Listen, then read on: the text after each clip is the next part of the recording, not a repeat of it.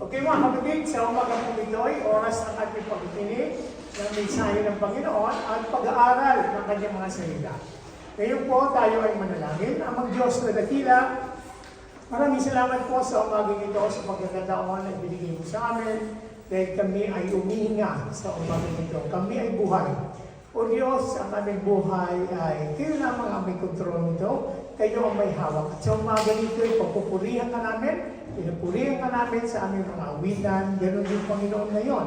Oras ng pakikinig ng mga salita. Dalangin namin sa iyo, Panginoon, ang banal na Espiritu ang siyang mangunod sa amin upang maunawaan namin ang iyong ipaparating sa amin, O God, upang maging guide namin sa aming buhay dito sa lupa bilang iyong mga mananampalataya. Lord, we thank you so much, Father, Holy Spirit. Thank you so much for your presence. All these things we ask in the mighty name of our Lord Jesus Christ, we pray. Amen. Hallelujah. Mga kapatid, sa umaga po ito, ang ating pamagat ng mensahe ng Panginoon ay The Monday. So, makikita niyo po dito sa picture ay meron pong Lord's Supper. Pero wala tayong Lord's Supper ngayon. Pero maintindihan po natin na sa bawat pag-worship service natin ay ginaganap natin ito. At sa umaga pong ito, lubos natin itong maunawaan.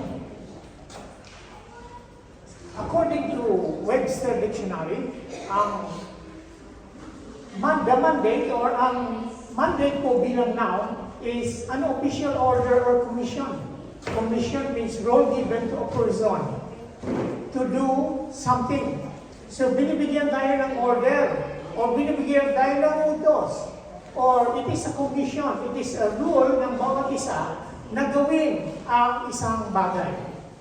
Sa verb naman, according to Webster, give authority to act in a certain way. So merong binibigyan ng authority, sinusugo para gampanan ang isang bagay na inuutos na gawin natin at kaakibat nito ang pagbibigay ng authority na gawin ang bagay na inuutos sa atin sa pamamagitan ng isang specific na kaparaanan. Mga kapatid, narinig niyo na ba ang Spanish na mandamiento de arresto? Nasa, alam ko po, inabot namin yun, yung Spanish na subject, kayo mga nasa computer na. So, during this time po, ang mandamiento de arresto sa English po ay warrant of arrest. Kung may isang pulis na inuhuli ang isang kriminal, kailangan may papel po siya na galing sa husgado na nagmamandate na siya may karapatan hulihin. So yung pag-aresto po sa isang tao, ang isang pulis, hindi basta-basta siya, pwede mo palisto hanggang wala siyang authority na galing sa hukom na ang tawag ay mandate or mandamiento de arresto. Isa pong maliit na papel. Ganun din po sa ating mga mananampalataya.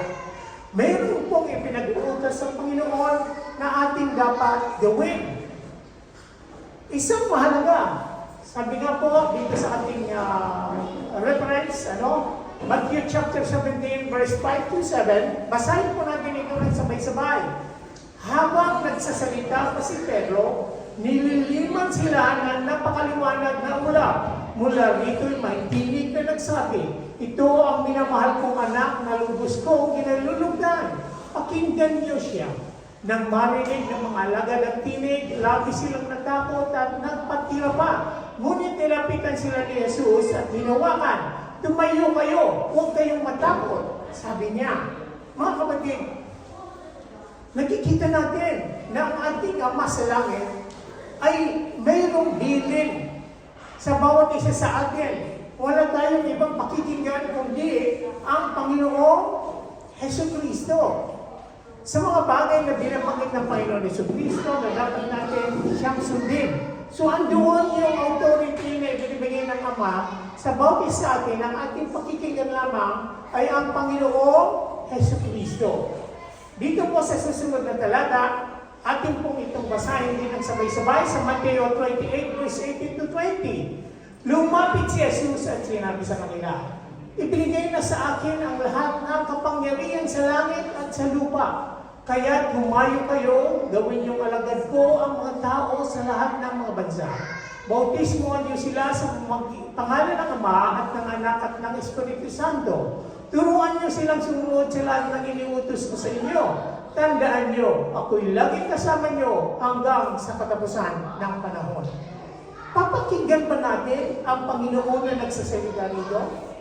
Opo, kasi siya ang binigyan ng Panginoon ng authority na siya lamang ang pakikinggan. Bakit? According po sa Acts, sa Gawa 4:12, kung matatandaan niyo po, walang ibang pangalan ang ibinigay ng Ama sa silong ng langit dito sa mundo na sukat nating ikaligtas. Walang iba po kundi ang Panginoon Jesus lamang. Alam po natin na siya lamang ang tanging daan. Siya ang tagapamagitan natin sa ating Ama sapagkat tayo nagkasala. Siya ang ating abogado.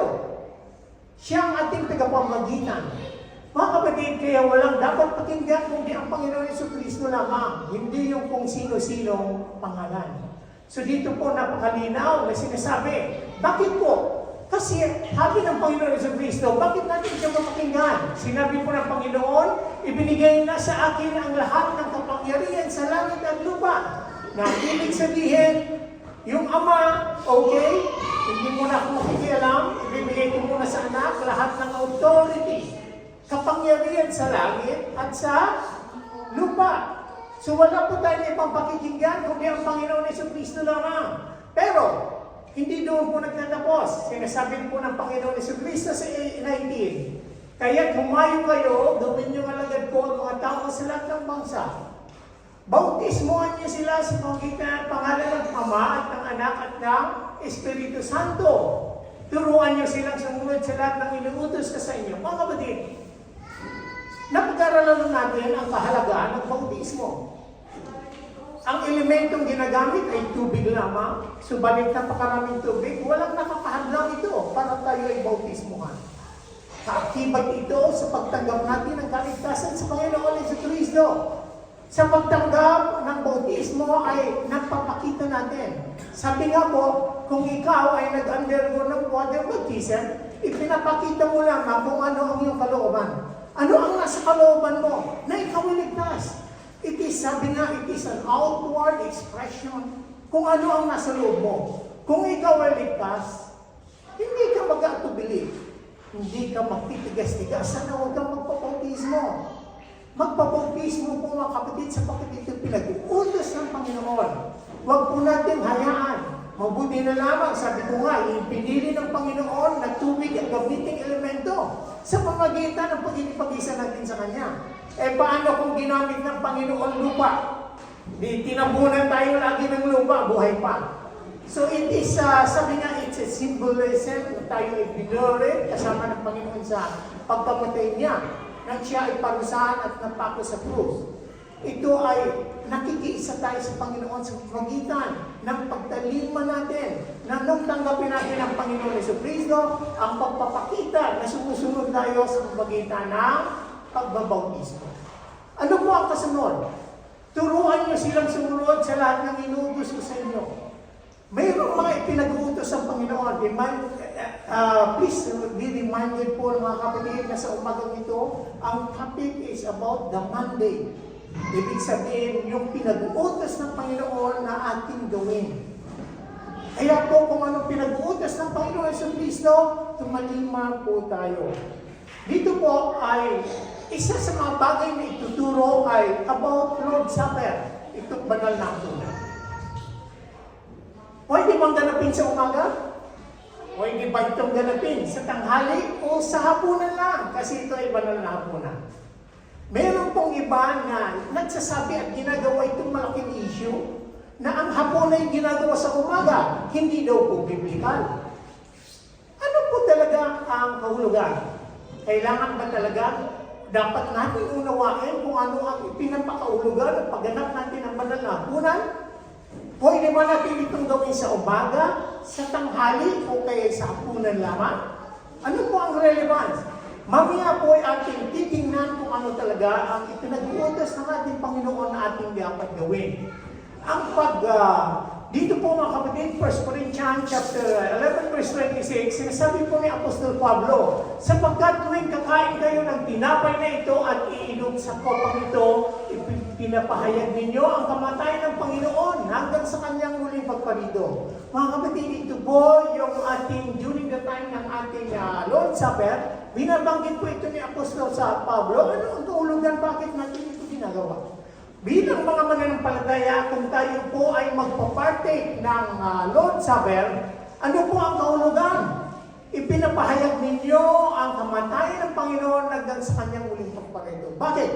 Marami po kasi ang mga tao sa mundo ang hindi naniniwala na ang Panginoon si Kristo ay namatay sa krus.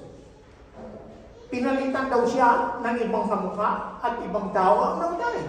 What is the purpose kung bakit kailangan ang Panginoon Yesu Kristo mismo ang mamatay sa krus?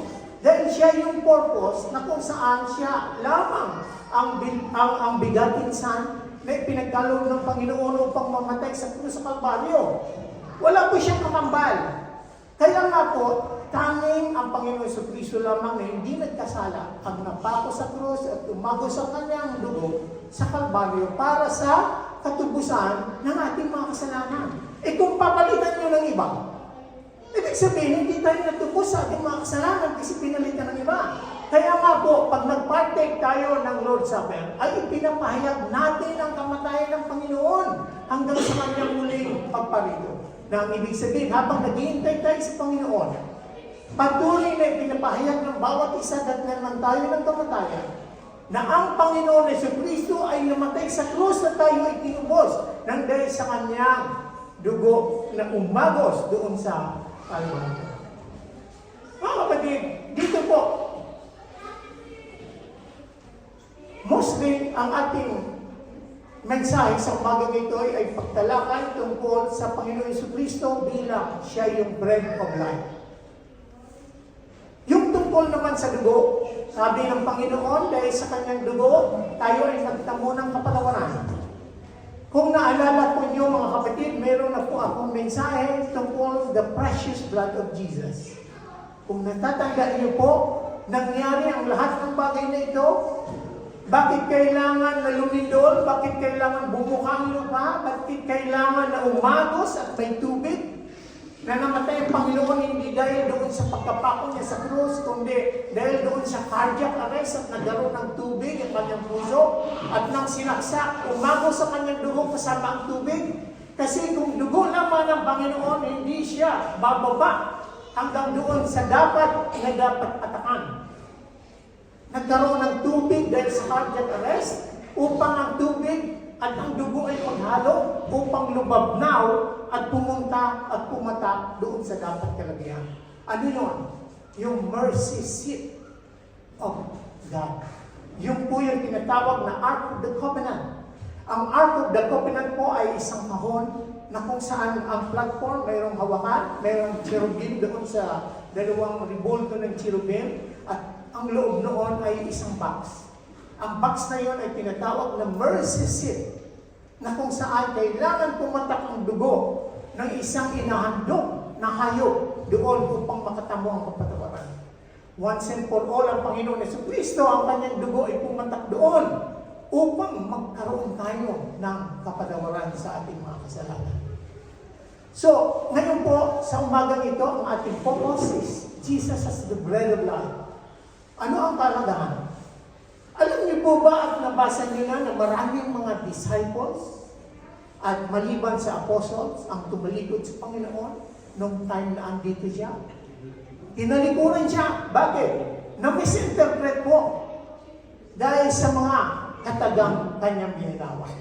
Dito po mga kapatid, sundan niyo po ako at babasahin mo na lamang sa 1 chapter 6, verse 54 to 68.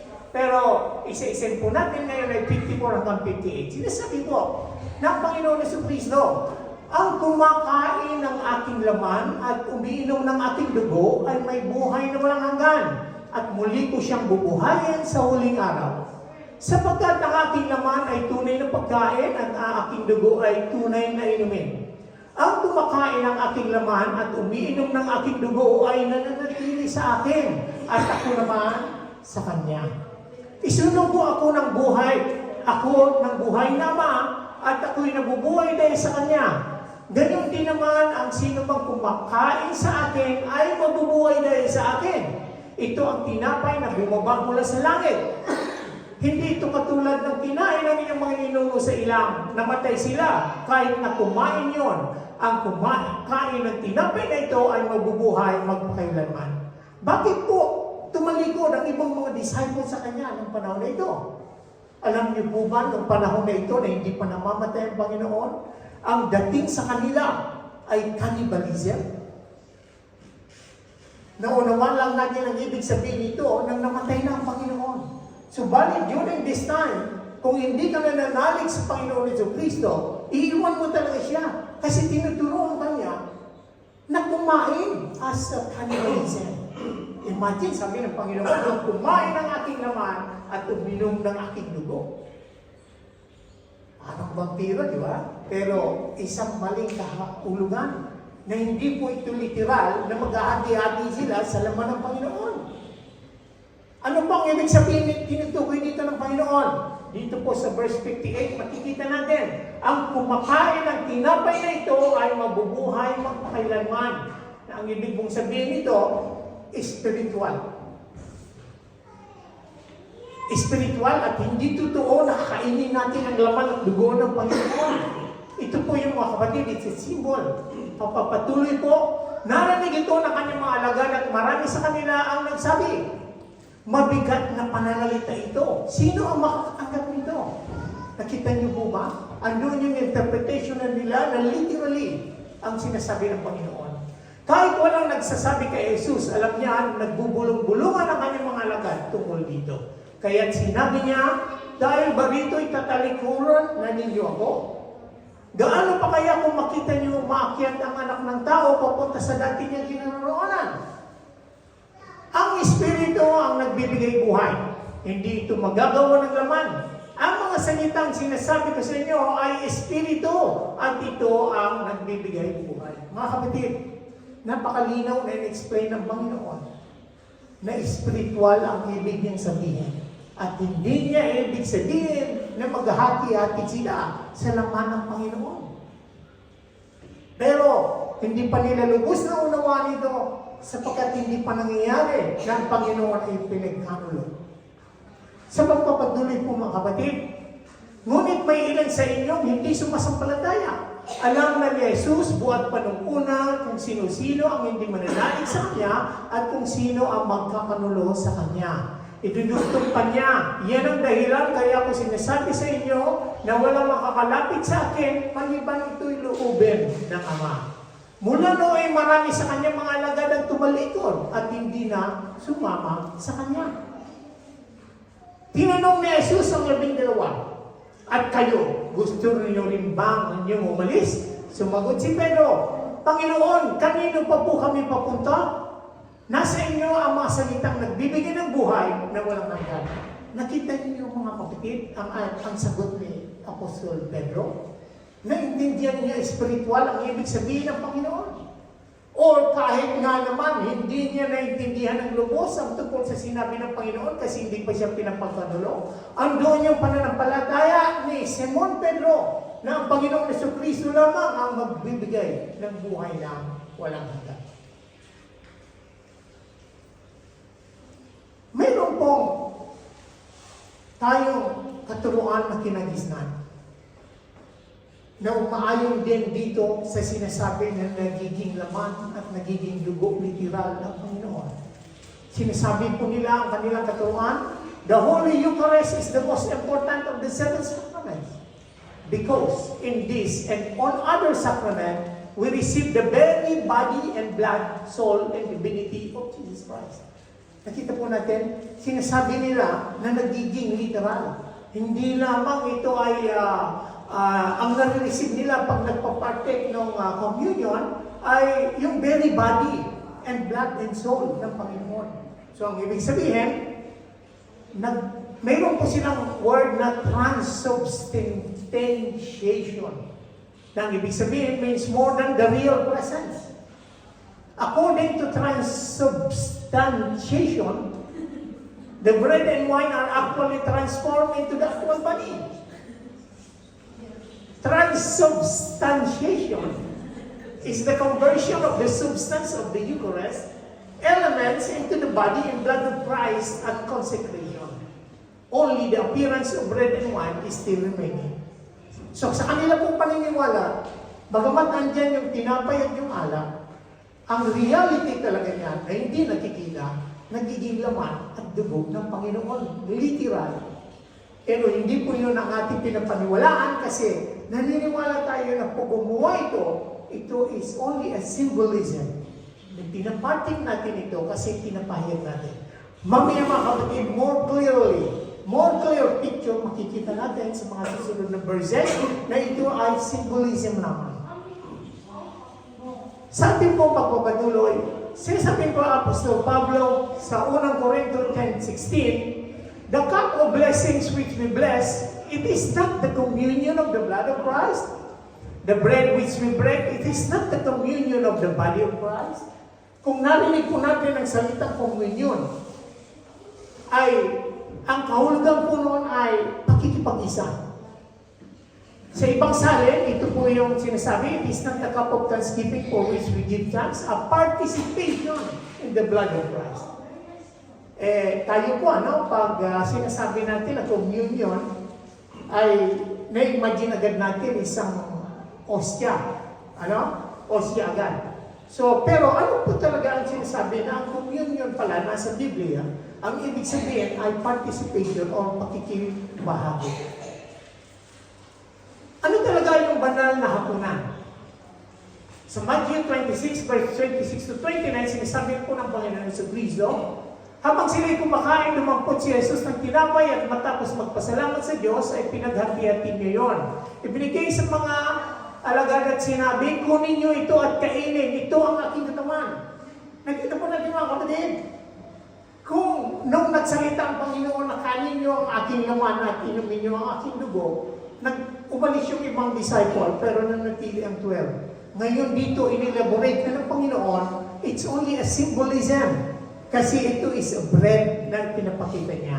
Pagkatapos dumampot siya ng kopa ng pasalamat sa Diyos at ibigay yun sa kanila. Sinabi niya, kayong lahat ay uminom nito, sapagkat ito ang aking dugo na katibayan ng tipan ng Diyos. Ito ang aking dugong ibinubuhos para sa kapatawaran ng kasalanan na marami. So yun po ang purpose kung bakit umakos ang dugo ng Panginoon Jesucristo sa Kalbaryo. Para sa kapatawaran ng ating mga kasalanan. Kaya nga po mga kapatid, ito, sinasabi ko sa inyo, sabi niya, hindi na ako iinom nitong katas ng ubas hanggang sa araw na inumin kong panibago na kasalo niyo sa karian ng ating Ama. So, dito po ipinapaliwanag ng Panginoon Jesucristo nung binanggit niya ito prior ng kanilang Last Supper, ay it means symbolism lang. Yung kanyang laman ay pinakita niya, it is a bread and it is a cup ng wine. Ang kanyang bilang representation ng kanyang dugo. Ito po, sana di kayo mag-asawa. It is a time na magbasa tayo ng Bible. 1 Corinthians chapter 11, verse 17 to 30. Ito po, mga maling pagsagawa ng banal na hapunan. Noong time na po yun, during the time of Apostle Paul, ay nakatanggap po siya ng aral mula sa ating Panginoon kung paano gawin ang banal na hapunan. During his time, ay nakita niya yung mga tao kung paano ito ganapin. Meron pong specifically ang Lord's Supper ay nangyari at the festivity of Passover. Yung Passover po na ito, alam naman natin ang kwento doon sa Egypt na nag-Passover yung angel para patayin yung lahat ng panganay. Yung lahat ng may blood ng tupa ay nililisan. Subalit yung walang blood na door ay namatay ang lahat ng mga panganay. So, maging ang panganay na anak ni Pero ay namatay. So, dito po, nagre-represent ngayon ng Passover ang ating Panginoon Jesucristo bilang siya yung lamb na kailangan i-sacrifice for the forgiveness of our sins. And during this period po, ang Feast of the Passover ay siniselebrate nila yung nangyari sa Egypt, and at the same time, nangyari po bago ipagkanulo ang Panginoon kasi siya ngayon ang magiging sakripisyo lang. At nakikita natin dito mga kapatid na ang tinapay ay walang libadura. Meaning, hindi siya umaangat. Kasi sa Jew, during those period, ang libadura ay haram. Sabi nga, ay bawal sa kanila. Sa kanilang loob ng bahay. Dito ngayon ginagamit natin. Pero, ang katanungan, sabi ko nga kanina, itong Lord's Supper ba dapat ganapin sa umaga, sa tanghali o sa hapon? Pero ngayon ang additional na katanungan, kailangan ba natin na literal, na biblical, na gamitin ang tinapay na walang libadura para maging biblical? Ay yung Skyflex samantala, ginagamit ng ibang mga churches na walang mapagkunan talaga mga poor churches, ay Skyflex lang at soft drink. Samantala yung Skyflex, alam natin meron siyang yeast o libadura. Ay kung titingnan natin biblical, bawal ito. Pero ano nga ba talaga ang symbolism? Ano nga ba talaga ang relevance ng ginagawa natin ng banal na hapunan? Pwede bang ibang pagkain ang mag-represent ng laman at dugo ng Panginoon? Dito po natin yan masasagot ni Apostle Paul. Dito po sa ating babasahin.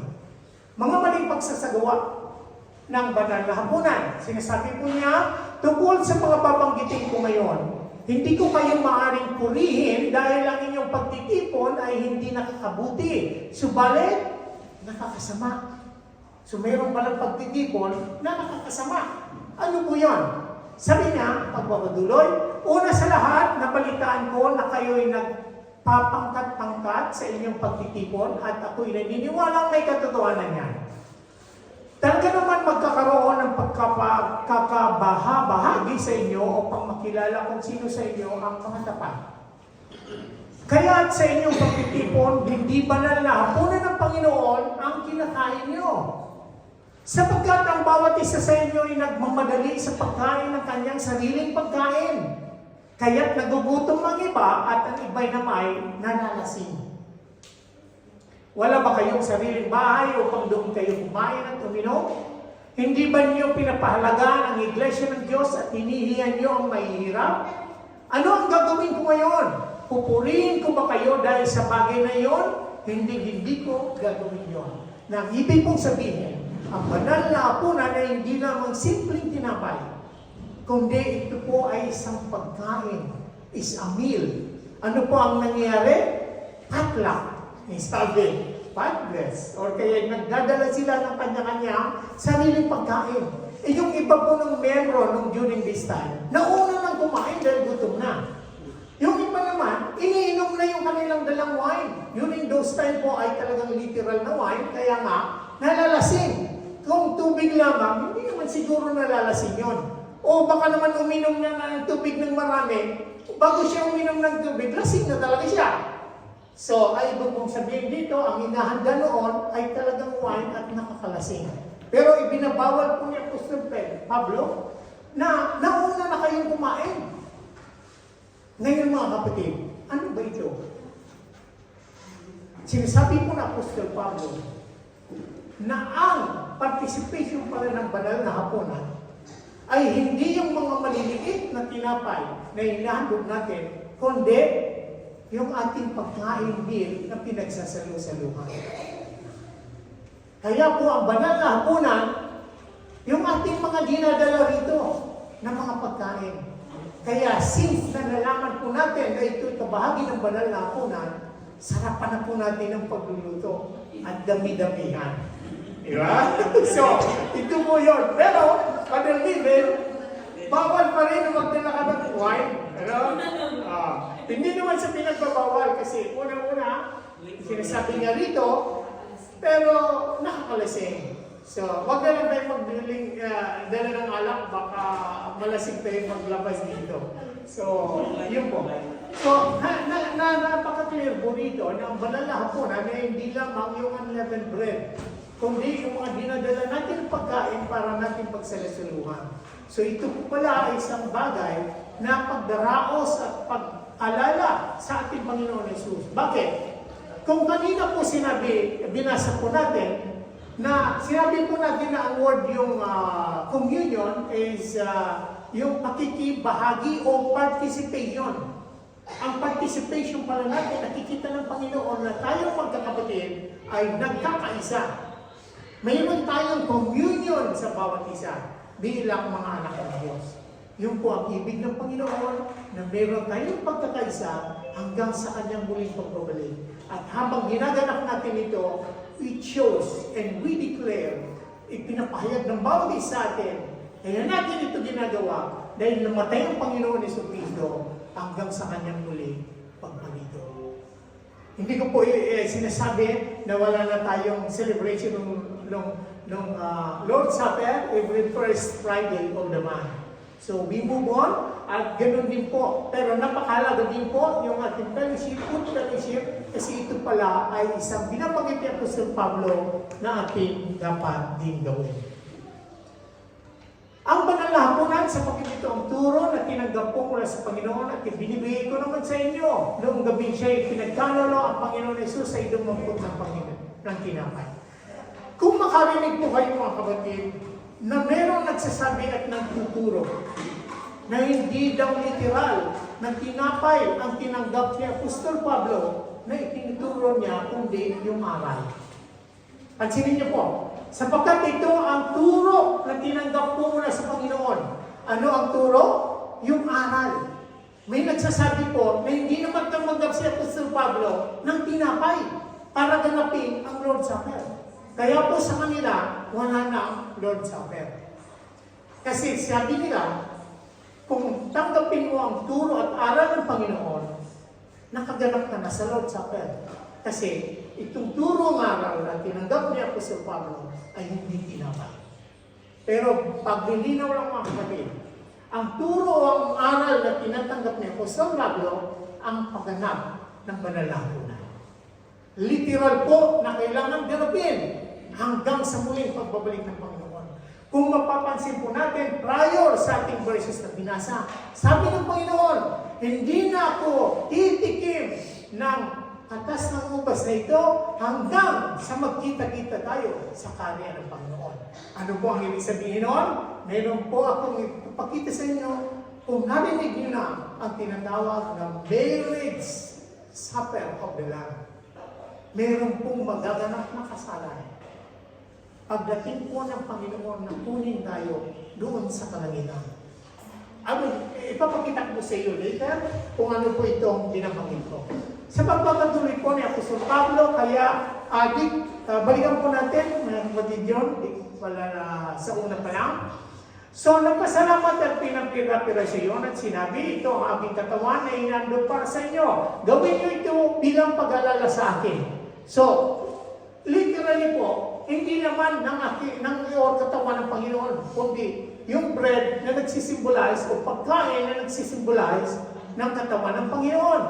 At yung ating iniinom kung mayroong ng wine ay nagsisimbolize yun na in-acknowledge natin na ang dugo ng Panginoon ay umago sa Kalbaryo para sa kapatawaran ng ating mga kasalanan. Matapos maghapunan, dumangkot din siya ng kopa at sinabi, ang kopang ito ang bagong tipan na pinagtitibay ng aking dugo. Tuwing iinumin niyo ito, gawin niyo bilang pag-alala sa akin. Sapagkat tuwing kakain kayo ng tinapay na ito at iinom sa kopang ito, ipinapahayag niyo ang kamatayan ng Panginoon hanggang sa kanyang muling pagparito. So, sabi nga po, kung gaganapin na ito, it's already an action. Action speaks louder than words. Kaysa doon sa sinasabi natin na, ipinapahayag ko ang kamatayan ng Panginoon. Pero ito, when we participate in the Lord's Supper, it's already an action. Show. Sabi nga, ito na yung evidence na ipinapahayag natin silently ng Panginoon na inamatay para sa ating mga kasalanan.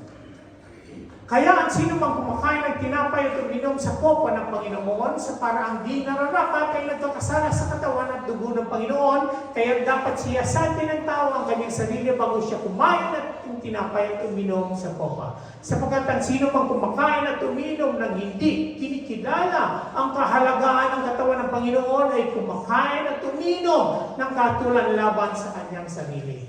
Ayan ang dahilan kung bakit may hina at sakitin ng marami sa inyo at may ilan hang namatay na. Mga kapatid, isang acknowledge, pagpapaalala po ito sa bautis sa atin na kailangan unang-una i-acknowledge natin bago tayo mag-participate ang Panginoon ay namatay nga doon sa krus sa Kalbaryo. Siya ay nabuhay, bakyat sa langit at hinihintay natin ang kanyang pagbabalik. Sapagkat ang isang tao na nag-participate nito, na nag-participate ng pakikibahagi ng banal na hapunan, ito po ang warning ng Panginoon. Wala naman pong dito sa atin na doubt pa rin na ang Panginoon ay namatay at tinubos tayo sa kasalanan. Subalit, seven to, patuloy tayo, hindi tayo nakakaalis ng nakakagawa ng mga kasalanan sa araw-araw. Bago tayo mag-partake, nakikita natin na humingi tayo ng kapatawaran sa Panginoon upang maging dapat na mag-partake tayo sa banal na hapunan. Micah chapter 5 verse 2. Ano ang sinasabi at ano ang relevance nito bilang bread ang ating Panginoon? Ang paghahari ng tagapaglaya, sabi ni Micah, sinasabi ni Yahweh, ngunit ikaw Bethlehem Ephrata, bagamat pinakamaliit sa mga angkan ng Juda, ay magmumula sa iyo ang angkan ng isang mamumuno sa Israel. Ang kanyang pinagmulan ay buhat pa noong unang panahon pa. Mga kapatid, isang tagapagpalaya ang maghahari sa Israel na isisila sa Bethlehem. Ang kanyang pinagmulan ay buhat pa noong unang panahon pa. Nang ibig sabihin, hindi lamang ito ay tinutukoy ng Panginoon Jesucristo, na hindi lamang siya nagmula ng ipinanganak ni Virgin Maria, kundi ang kanyang pinagmulan ay buhat pa noong unang panahon pa. Ang sabi sa ibang salin, from eternity. Diyos ang Panginoon kasi nanggaling siya sa wala. Tulad ng kanyang ama, ng ating ama. Pero may binabanggit po rito, Bethlehem Ephrata. Ang sabi ko, ang Ephrata is the old name of Bethlehem, means fruitful. At ang Bethlehem naman ay galing sa salitang Hebreo na Bethlehem, na ang ibig sabihin ay house of bread. Kaya nga po, ang Panginoon Jesucristo ay doon ipanganak bilang siya ay bread of life. Kaya sa Bethlehem. Hebrew Bethlehem has a numerical value of 490. Sa Hebrew word at language po, mayroong equivalent po na 490 na bilang ang Bethlehem. Jesus is the bread of life who came down from heaven. Ano ang kahalagahan at ano ang relevance nito bilang bread of life sa value na 490? Ito po, mayroong tinatawag na forgiveness. Sabi ni Pedro, lumapit si Pedro at nagtanong kay Jesus, Panginoon, ilang beses ko po patatawarin ang aking kapatid nagkasala sa akin? 7 beses po ba? Ang sagot ng Panginoon, sinagot siya ni Jesus, hindi 7 beses, kundi 70 ulit na 7. Nang ibig sabihin, 7 times 70 is equal to 490. Nakita natin yung forgiveness ay relevant siya doon sa bread of life, which is Jesus.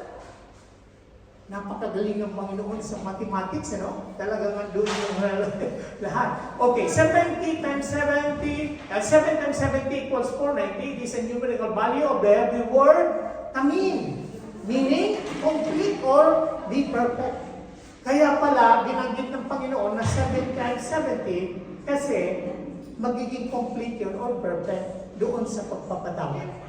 Na meron ngayong relasyon doon sa word na Bethlehem, na meron numerical value sa Hebrew na 490 din. Okay, ito po. Ano ang relevance? In our faith, we cannot be able to complete and be perfect unless we learn to forgive. So, wala po.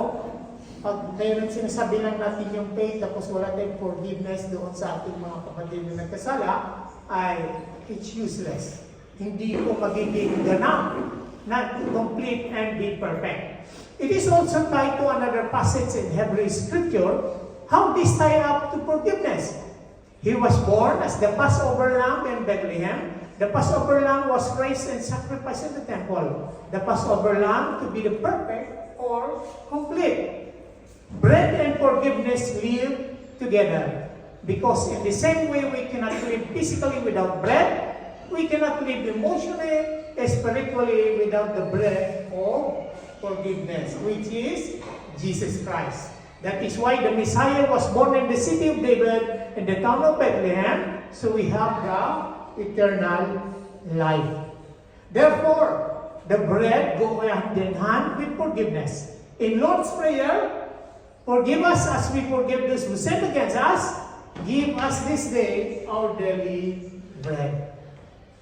Okay, yan po one on hand. In conclusion, ayan po, Matthew chapter 28 verse 19 to 20, sinasabi ng Panginoon, kaya't humayo kayo, gawin niyong alad ko ang mga tao sa lahat ng bansa. Bautismo ninyo sila sa pangalan ng Ama at ng Anak at ng Espiritu, turuan niyo silang sumunod sa lahat ng inuutos ko sa inyo. Una, sabi nga, yung ating pagpabautismo at ngayon ay tinuturuan tayo tungkol doon sa bakit tayo nagpa-partake, bakit mayroong mandate sa atin na hanggang hindi bumabalik ang Panginoon, ang lahat ng mananampalataya ay mag-undergo or gumanap ng Lord's Supper dahil ang tao madaling makalimot. Diba? Marupok. So minsan nakakalimot na tayo, nagkakaedad na, minsan 3 seconds lang, di ko na alam kung ano yung naisip ko 3 seconds ago. So ito ang sinasabi ng Panginoon na kailangan ganapin natin ang Lord's Supper kasi there is a time because about technology, advanced technology, makakalimutan natin na ang Panginoon pala ay napako sa krus at namatay. So it's possible kung magkaroon ng Alzheimer's or what, limot na. Pero napanood niyo ba ang isang nakalagay sa Facebook, sa YouTube, isang babae na Amerikana na matanda na. Limot niya kung ano yung pangpangalan, maging ang asawa niya. Pero nung tinanong siya ng anak, who is Jesus? Alam niyo ba na siya, napakalinaw niya na sinabi na siya ang tagapagligtas niya. Kaya mga kapatid, huwag natin kalimutan ang Panginoon kung ano ang kanyang ginawa. Sabi sa 1 Corinthians 11:28, ulitin ko po, sapagkat tuwing kakain kayo ng tinapay na ito at inom sa papang ito, ipinapahayag niyo ang kamatayan ng Panginoon hanggang sa kanyang pagpamito. Kaya sa inyong pagtitipon, hindi mo nalapunan ng Panginoon ginakain niyo, sapagkat ang bawat sa inyo nagmamadali sa pagkain ng kanyang sariling pagkain, kahit nagugutom ang iba at ang iba naman nalalasing. So, inuulit-ulit po natin ito para malaman natin kung ano talaga ang essence ng Lord's Supper. So, dito po, bilang pakikibahagi, nakita natin ang katanungan kanina.